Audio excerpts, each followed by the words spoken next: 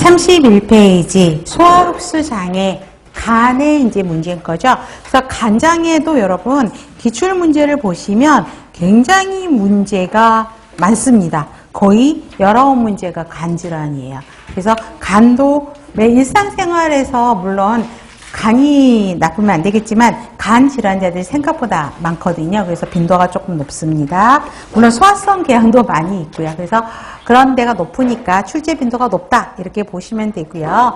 간염의 정의는 아시겠죠? 바이러스 감염에 의해서 여러분 대표적으로 나타나는 게 뭐예요? 식욕부진이고 그 다음에 황달이 나타나죠. 간에 문제가 생기면 무조건 황달. 간 비대가 초래가 되는 간의 염증 질환이라는 거 아실 거고 바이러스성 감염인 건 아실 거야. 그런데 A, B, C, D, E형이 있죠. 그러면 A와 E형은 여러분 피가 아니야. 대변, 구강 경로를 통해서 이러한 것들이 통해서 들어오면서 간염을 일으키는 거고 B, C, D가 혈액, 타액, 모유, 성접촉을 위해서 옮겨오는 것들이야. 요거 구별하셔야 되죠. 자, 잠복기. 처음 초기에는 식욕부진, 오심, 구토 이런 것들이 있어요. 별로 증상이 일반적으로 피곤해서 그런가 뭐 그런 정도의 증상들이 나타나는데 자, 황달이 나타나면 이제 증상이 시작이 되는 거죠. 그래서 자, 눈이 먼저 노래지고요. 피부가 노래지는 거고 소변이 짙어집니다. 그 다음에 점토색 대변이고 소양증이에요. 나중에 다시 황달을 공부를 해서 알겠지만 우리 변이 노란 게 빌리루빈 색소가 변으로 나오는 거잖아요. 근데 그 빌리루빈 색소가 나오지를 못해요. 배출이 안 돼. 그래서 어디에 돼? 피부에 착색되는 거야. 그래서 피부가 노래지는 거고 그 다음에 노란색 변이 아닌 거지. 그죠? 빌리루빈이 피부에 들어가니까 보시고 그 다음에 소변색이 짙어지는 것들을 볼 수 있고 가려워요. 저희 어머님이 처음에 저한테 여름이었는데 저희 친정어머님이 처음에 이제 암이라는 걸 발견을 하기 전에 저희 어머님이 되게 엄청나게 절약하시는 분이에요. 그래서 한년 막 우리 여러분 해년마다 최대 온도다 그러시죠. 그쵸? 방송에서 올 여름도 어떻게 될지 폭염이라면서요. 역대급 보지 못한 폭염이라 그래서 걱정은 되는데 저희 집이 이렇게 마트임 창문이 있어갖고 저희 어머님 표현 그래도 창문 열고 있으면 시원하다.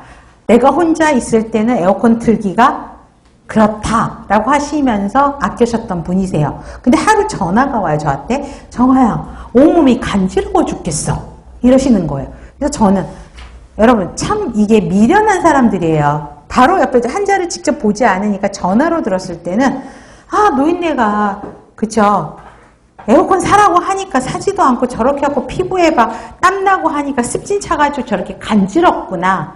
그래서 저는 이제 이렇게 엄마 그냥 에어컨 사자 이렇게 이야기를 한 거죠. 특히 또 같이 사는 여동생은 의학적 지식이 없다 그랬죠. 별로 신경을 안 썼어요. 근데 또 그 다음에 엄마가 전화 오는 게 정화야 변 색깔이 이상해. 그죠? 그러니까 뭐 어떻게 얼마나 이상한데 이런 식으로 이제 반응을 한 게 여러분 의료진들의 자식들 나쁜 자식들. 저희 집에 3명이나 다 의료 파트에 있다 그랬죠. 근데도 이 사람들이 다 가볍게 들었단 말이죠. 내과를 갔어요. 근데도 그 내과 의사도 좀 잘 못 봐. 피부과 간지럽다니까 피부과를 갔겠네요. 그죠? 피부가 너무 간지러우니까. 저는 정말 화났어요. 피부과 의사는 바로 알아야죠. 황달이면. 근데 피부과 의사가 신체 검진도 안 했는지 그냥 가려움증에 호소하는 항히스타민제만 처방을 해준 거예요. 근데도 이제 엄마가 자꾸 간지럽고 막 너무 심하고 그래서 이제 너무 힘들어하니까 내과를 갔는데 내과 의사가 딱 보자마자 피검사합시다 딱 그러더래요. 황달이 보이신 거예요. 그래서 피검사를 했어요. 피검사를 딱 했더니 의사가 큰 병원 가세요. 그래서 여동생이 놀래가지고 이제 큰 병원 가라니까 심각한 거잖아요. 그래서 저한테 전화가 왔어요. 언니, 엄마 큰 병원 가라는데 어떡하지? 그래서 그럼 피검사 결과 빨리 찍어서 보내봐. 그 순간 저 놀랐어요. 정말 반성모도 하고. 그래갖고 이제 많은 동생이 이제 또 친척 사촌 동생이 소화기 쪽에 이제 이쪽에 의사가 하나 있었거든요. 그때 걔가 레지던트였을 거야. 레지던트 4년 차였는데 걔한테 전화해서 이거 그거 맞지? 나 이렇게 된 거야. 캔서란 말을 입 밖으로 못 내밀겠는 거예요. 그러니까 걔가 딱 보더니 누나 와야 되겠는데 누나 생각한 거 맞는데? 딱 이러는 거예요. 그래갖고 이제 어때요, 여러분? 제 반응이 어땠을 것 같아요? 빨리 큰 병원 가라. 그리고는 바로 짐 챙겨서 KTX 끊고 내려갔거든요. 전라남도 광주에요. 내려가고 이제 병원으로 갔겠죠. 다이렉트로. 갔는데 바로 보이는 거야. 딱 보이는데 황달이에요. 노랗게 돼 있는데.